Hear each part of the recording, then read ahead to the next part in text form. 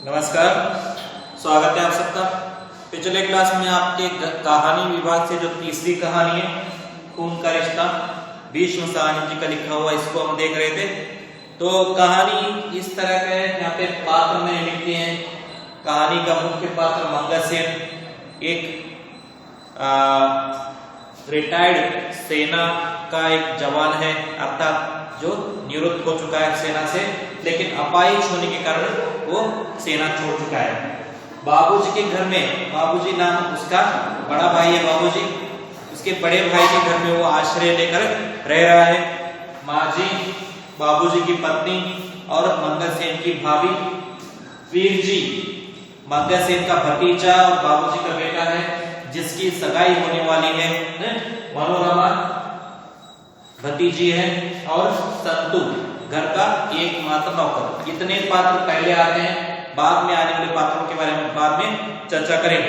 तो यहाँ पे कहानी इतनी सी है, मंगलसेन जो है घर का दूसरा बड़ा सदस्य होने के नाते सिर्फ अपने आप में ही एक तरह से बड़प्पन चाहता है, बिना कोई काम किए। वो दिखाना चाहता है कि वो घर का बड़ा सदस्य, लेकिन कामकाज करके नहीं, बल्कि आराम से बैठकर पैर पे पैर डालकर आराम से हुक्का चिलम पीते हुए वो दिखाना चाहता है कि वो घर का दूसरा बड़ा सदस्य है। जिस पर आपत्ति है बाबूजी को कि वो काम नहीं करता, इसलिए उसको हर बार डांटते हैं बच्चों के सामने ही और उससे कुछ काम करवाना चाहते हैं। फोकट का खाना कोई नहीं देता, कोई भी रिश्तेदार क्यों ना हो, फोकट का खाना कोई नहीं डालता यहाँ पे। तो यहाँ पे ये बात समझना चाहिए, हालांकि खून का रिश्ता है दोनों के बीच, फिर भी फ्री में खाना लेने के लिए यहाँ पे मंगलसेन को कुछ काम करना है एक तरह से। तो यहाँ पे बाबूजी ने एक काम दिया था उसको 6 महीने पहले कि किराया वसूल करना है किसी दुकानों से या घरों से, लेकिन 6 महीने से उसने किराया वसूल नहीं किया।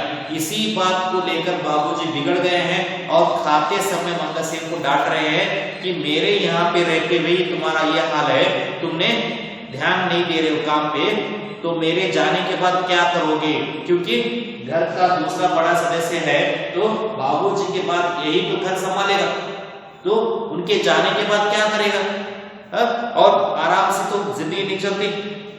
तो यहाँ पे बीच में ही बाबूजी की डांट खाने के बाद मंगलसेन को और ज्यादा खाने की इच्छा नहीं हुई। माँ जी के पूछने के बावजूद भी उसने खाने के लिए मना कर दिया। और आगे देखिए, आगे इस वाक्य को कि 6 महीने से उसने किराया वसूल नहीं किया वगैरह वगैरह सब बातें सुनने के बाद बाबूजी के बातों को सुनकर मंगलसेन के सर्द लहू में थोड़ी सी हरारत हुई। हरारत यानी कि थोड़ा जोश आया। बाबूजी जैसे उससे कहा कि मेरे रहते यह हाल है, तो मेरे बाहर जाने के बाद क्या होगा, कैसे रहोगे, कैसे काम करोगे वगैरह वगैरह सब कुछ बोलने के बाद वो थोड़ा जोश में आया।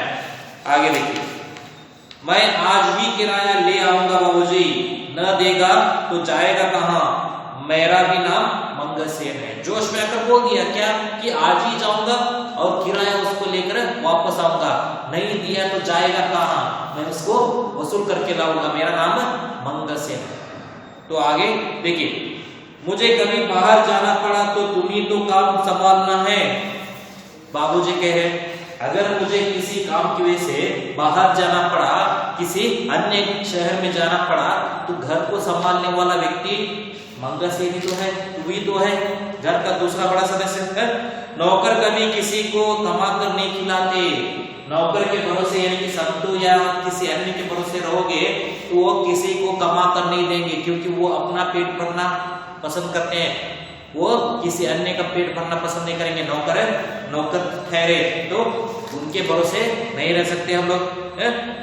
जमीन जायदाद का काम करना हो तो सुस्ती से काम नहीं चलता। अगर जमीन जायदाद का कुछ देखभाल या कुछ काम करना है तो उसमें सुस्ती नहीं चलती, धीमा नहीं चलता, उसमें आगे बढ़कर काम करना पड़ता है, सबसे आगे तेज दिमाग लगाकर काम करना पड़ता है, वरना हाथ से जमीन और जायदाद सभी कुछ दूसरे के हवाले हो जाएगी, छीन लिया जाएगा। कुछ हिम्मत से काम लिया करो। क्या करना है? कुछ काम हिम्मत से किया करो, अपने आप ही हो जाएगा। यहाँ पे किराया नरमी से पूछने के बजाय अगर मंगल सेन धमका कर या उसे बेइज्जत करके पूछता तो शायद पहले ही दे देता वो, लेकिन यहाँ पे नरमी से पूछने के कारण या खुद डरने के कारण 6 महीने का किराया उसने नहीं दिया है। मंगल सेन के बदन में झुरझुरी हुई, एक तरह से वो भी और ज्यादा जोश में आ गया। दिल में एक ऐसा उल्लास उठा कि जी चाहा पगड़ी उतारकर बाबूजी के कदमों पर रख दूं। अभी इतनी बातें सुनने के बाद वो आगे बढ़कर ये सोचने लगा कि कैसे करूंगा मैं इतने सारे काम। बाबूजी जो सोच रहे हैं, बाबूजी जो समझ रहे हैं, मैं उस तरह का व्यक्ति नहीं बन सकता।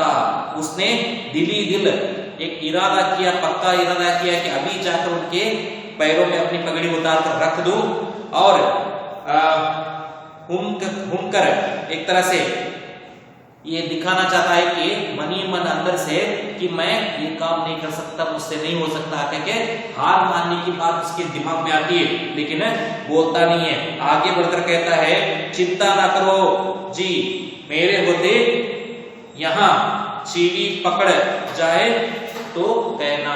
चीड़ी पकड़ जाए अर्थात चिड़िया घर बांधना। जिस घर में कोई नहीं होता है ना, वहां पे चिड़िया घर बांधते हैं। एक तरह से बेकार का देखभाल ना करने वाले घरों में अक्सर जाड़े जमे होते हैं और चिड़िया का आकर घर बनती हैं।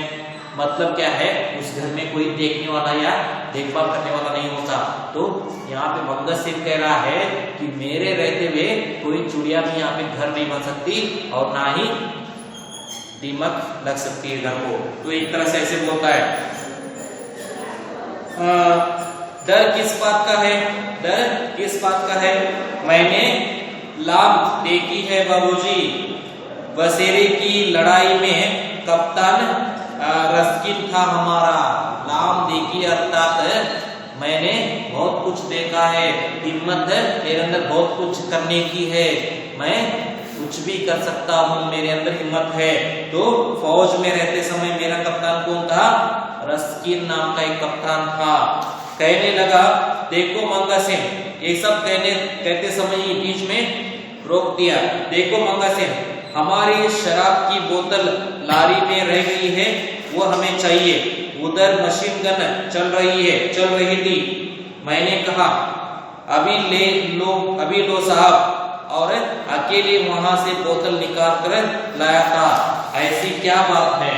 तो यहाँ पे बता रहा है कि रस्किन नाम का व्यक्ति जो उसका कप्तान था, उसने एक हुक्म दिया था कि उसकी शराब की बोतल वहां पे गाड़ी में है, लेकिन वहां तक जाने में खतरा है, मशीन गन से हमले हो रहे हैं और बिना कोई जोखिम उठाए तुम ला सकते हो क्या?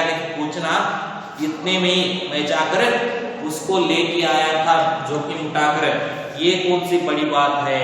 अर्थात लड़ाई के दौरान वो मशीन गन की गोलियों से भी बचकर एक काम कर सकता है, बिना जोखिम उठाए काम कर सकता है। तो ये कौन सी बड़ी बात है किराया वसूल करने का? ये बात है बाबूजी के सामने बता रहा है।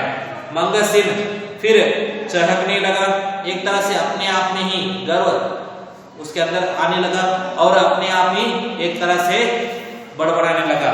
मनोरमा मुस्कुराई और कनकियों से अपने भाई की ओर देखकर धीमे से बोली, चाचा जी की दुम फिर हिलने लगी। अर्थात एक तरह से चाचा जी फिर एक तरह से चापलूसी करने लगे। किसके लिए?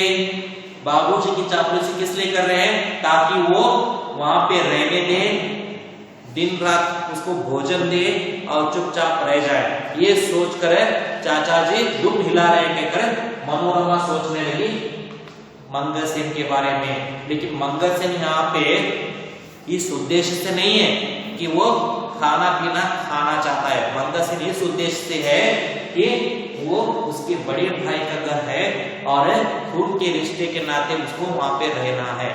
लेकिन यहाँ पे बाकी सदस्य सोच रहे हैं कि मंगल सेन के पास कुछ रहने के लिए घर नहीं है, वो गरीब है और लाचार होकर यहाँ पर आकर रह रहा है। ये मंगल सेन और अन्य के सोचने के अलग अलग विचार हैं। तो यहाँ पे आगे देखिए, तू जा अपना काम देख, जो जरूरत हुई तो तुम्हें बुला लेंगे। बाबूजी सॉरी यहाँ पे एक वाक्य छूट गया है। मंगलसेन खाना खा चुका था, उड़ते हुए हंसकर बोला, तो 4 बजे चलेंगे ना सगाई डलवाने। तो यहाँ पे मंगलसेन खाना खाने के बाद हाथ धोकर उठ रहा था, उड़ते उड़ते उसने बाबूजी से पूछा कि 4 बजे चलेंगे सगाई डलवाने। यहाँ पे देखिए अभी निश्चय नहीं हुआ कि कौन जा रहा है सगाई में। मंगलसेन अपने आप ही खुद निर्णय करके बोल रहा है कि मैं भी चल रहा हूँ, लेकिन बाबूजी यहाँ पे डांट कर बोलते हैं कि तू जा अपना काम देख, जो जरूरत हुई तो तुम्हें बुला लेंगे। बाबूजी बोले तुम्हें सोचने की आवश्यकता नहीं है, तुम जाओ अपना काम देखो, मैं आवश्यकता होगी तो तुम्हें बुला लूंगा। अर्थात क्या है, यहाँ पे अभी निर्णय नहीं हुआ कि मंगलसेन जाएगा या नहीं जाएगा। चाचा मंगलसेन का दिल धक से रह गया क्योंकि उसको जाने की इच्छा थी, लेकिन यहाँ पे स्पष्ट रूप से बोला नहीं गया कि जाएगा, ले जाएंगे। संतु शायद ठीक ही कहता था, मुझे नहीं ले चलेंगे। तो यहाँ पे मंगलसेन के अंदर सोचने लगा कि संतु ठीक ही कहता था कि मंगलसेन को नहीं लेके जाएंगे, मुझे नहीं लेके जाएंगे। उसे रुलाई सी आ गई, मगर फिर चुपचाप उठ खड़ा हुआ, बाहर जाकर जूते पहनने, छड़ी उठाई और झूलता हुआ सीढ़ियों की ओर जाने लगा। जैसे अंदर से उसका दुख उत्पन्न हुआ, उस दुख को छुपाते हुए वो बाहर की तरफ चला गया और जूते पहने और हिलता हुआ, कमजोर सा हिलता हुआ ऊपर की तरफ जाने लगा, सीढ़ियां चढ़ने लगा, सीढ़ियों की ओर जाने लगा, क्योंकि ऊपर की तरफ रसोई करे तो नीचे जाने लगा। तो यहाँ तक मैं स्टॉप कर रहा हूँ, आगे की कहानी हम लेकर फिर क्लास में